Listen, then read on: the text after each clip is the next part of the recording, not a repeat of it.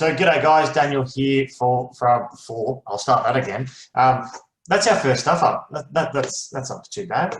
My first stuff up, just flying with this. So g'day guys, Daniel here from Caravan East Victoria. I've got Linda Hitch here again with me today from Hitch Engineering, and we're going to talk about a pretty important topic and something that people need to be thinking about when they've got their caravans. They want to add on stuff for the future and the impacts of it. But we're also going to give away a secret today, Linda, about what industry does and what it's all about. So we might hold that to the end. So don't skip through too far because I'm not going to tell you exactly where, but we'll show you sort of towards the end that industry secret about how dimensions work in the caravan industry. But yeah, Linda, dimensions of products are a critical aspect. It's a regulatory requirement, but also plays a key part in safety too. Absolutely does. So obviously within the Australian design rules, there are mass and dimensional limits. Yep. For caravans, it cannot be over 12.5 metres, in which case that's a mighty big caravan. It is, and I'll bring up Vehicle Standards Bulletin number 1 here as a quick thing, and we've created some flyers from that, but you sort of step us through this, and I'll bring up the flyers that we've created as we sort of go along. Yeah, okay, so if you have a look there, as I was just stating, the configuration, whether it's a pig or a dog trailer, it can't be greater than 12.5 metres.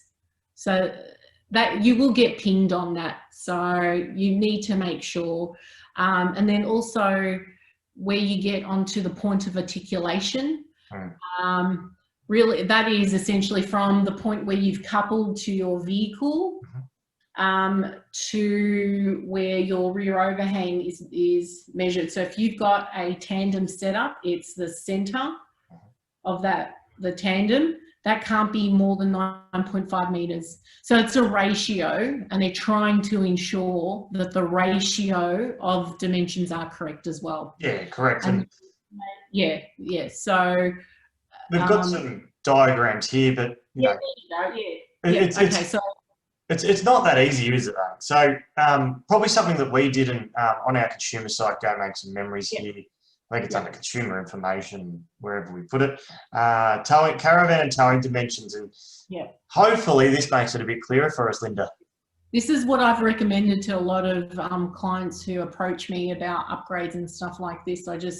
I pass on this link to them just so that they're aware of what they've purchased.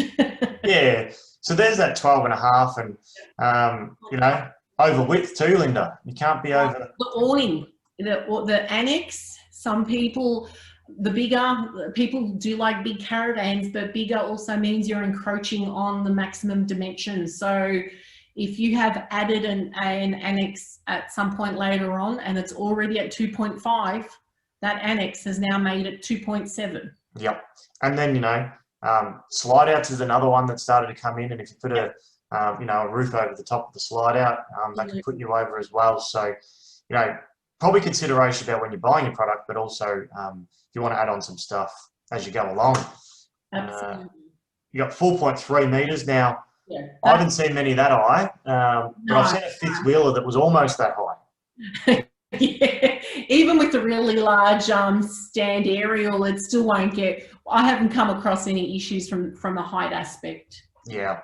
So then we've got some measurements around your car and your caravan together. Yes. So 19 metres. That there's a lot of detail in relation to this you might not be aware of. The reason why is that when you're doing a turning circle, that's what mandates this figure, the width of the road as well, and any minimum bend. So that's already been pre-calculated. So that's where that number comes up from. Yeah, and something that's critical about this, and it's in the notes of this, and we've sort of written this specifically for industry, you know, bike racks, bumpers, tow hooks, things like that might be added on. Yep. If you add those, you know, a caravan manufacturer or a dealer might supply you with a bike rack, but then you put the bike on it and it makes the dimension of that little bit bigger. So you have to be mindful of these things because it Well, not only that, I mean, there's a lot of people that buy things online and go, oh yeah, I've got the bull bar and it has a mechanism in which I can pull that out. I'll pull that out. And that's all fine and well, but you still need to be within the rear overhang of 3.7 meters or 60% ratio. What that means is they don't want that rear overhang to be too long because that can induce sway. Yep. So it's also another element, again, of safety. They don't want you to be in a situation of sway. And sometimes adding that really nice double bike rack in the back could be the switch that activates sway. Yeah, correct. And I think, you know, it's been tricky to understand and how it's written. And, you know, we sort of showed the regs before and we thought, oh, we'll jump across to this because it's a lot easier to understand. But your rear overhang is the center of your axle group. So tandem axle, it sits in the middle, but if you had a single axle, it would sit in the middle of your wheel. And if you had a tri-axle, it would sit in the middle of your center wheel. So it's from there to the very back. To the very back. So whatever accessory is on the back, even if you had an aerial pointing out horizontal, which isn't right, but anyway, even to that point there. Yeah, so that's where bikes and all that come into play. So you got to be careful about that. Now, as well, rear-mounted toolboxes. Yep. Again, same problem. So then something that's also interesting is your front load space. And I can't remember on, no, it's not, we sort of talk about it in here, but Yep. front load space or load carrying area as it's defined. Do you want to talk a little bit about that, Linda? Because that's an interesting topic in itself. In terms of weight distribution? Also what it's defined as too, because that makes it even more tricky for people to understand. Because Yeah, it depends as well on how that front boot is shaped as well, because some people do, some have a really funny front shape. It also depends what they got on the front. So, you know, and this goes back, oh geez, in my time probably 7-8 years ago, when people started to put toolboxes on the front. But we went to the Department of Infrastructure and Transport at the time, and they said, well, it's anything that can be loaded. So even your gas bottles, you could load in after it's originally manufactured. So they classify all those as load carrying area. And I know that's, you know, the drawings draw to the front of the product, but if you include anything else, it becomes very tricky. And it's all about, again, it's all about the ratio of that front area to the rear area. Yeah, correct. They're concerned with the balance of weights, because any further weight on the back, again, induces sway. But having said that, you don't want an excessive amount of weight as well on the front, because then your tow ball will... yeah, correct. And the best way I've sort of described in the past is you always want the back of the van to be shorter than the front, so that it's designed accordingly, because it gets obviously connected under the car, and then you want your center point. And think about your semi-trailers where the wheels are at the back for stability and all that sort of stuff. It's, you know, as far back as practically possible, but you want a smaller area than the front. That's the pretty simplistic way. And, you know, we know that a lot of particularly European product designs, they're very, very close, sometimes within 50 mil of each other, but they're a different construction method. I think that plays a key part around it. The products that are used are a lot lighter. We won't get into the fact of who's stronger, Aussie-built caravans or overseas, but just that's a lot lighter. That it means that the front weight's a lot less, so it allows a little bit more flexibility around that design where the wheels can be a lot more centered on the products. Correct. That's exactly right. So you've got some dimensions there as we sort of scroll through. Now, this is something that particularly tradies would know around protruding loads. So if you hang something off the end, you've got to have a flag on it, which is more of a state regulatory requirement. I think the 1.2 metres. You obviously got to be careful of those two, and then I think there's some... Yeah, and it's the same with the front as well. Yep. So you got to be, there you go, as you said, the front there. So you got to be careful of all those. So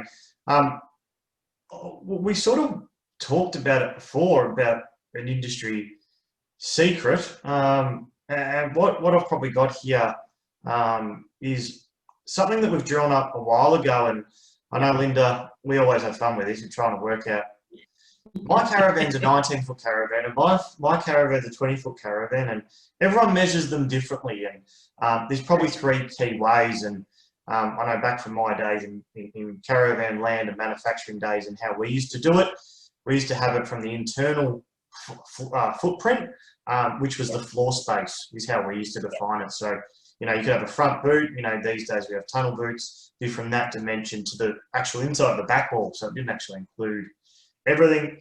And then you've got your body length, which a lot of people will do, which is obviously your body of your caravan, won't include toolboxes or gas bottles. And then you've got your overall length. So there some dimensional variation, so that when you buy your caravan and you're matching it up between one manufacturer and another, you've got to be careful of that, don't you? Well, it's interesting, the history of why they state internal dimensions is like when you buy a house, you buy it on square meters of usable area. So when you go to buy a caravan, you don't go to buy an external length and based on that work out what your usable area is. People go inside and they want to see, actually, how much of this space can I use? And you can use that internal dimension, which is why you get, you know, the 15 foot. Correct. That's where that comes from. So not a lot of people know that, but that's... No, and what's, this is where it gets fun. They go speak to someone, go, I got a 16-foot caravan, and when you use the internal, it's actually bigger than what it actually sounds when you talk to the others. Mm-hmm. But something else that's really come to in context as our products get bigger is if you go to a caravan park and you tell them that you got a 15-foot caravan, you might actually have a 26-foot caravan when you add, you know, the boot, the drawbar, and what's on at the rear. Mm-hmm. And when the caravan parks ask, they actually ask you that for their site dimensions, and that's actually overall, not your internal. So it's probably something you've got to be really careful of, really, really careful of. Yeah, no, absolutely. And I think the dialogue's important there. So I think it's probably worth people when they do book say, yes, it's, even though it's a 15 foot, it's actually 18 or 19 foot. So get to know your dimensions. When you are booking for a site, definitely give them external. That's the key one that they're concerned about.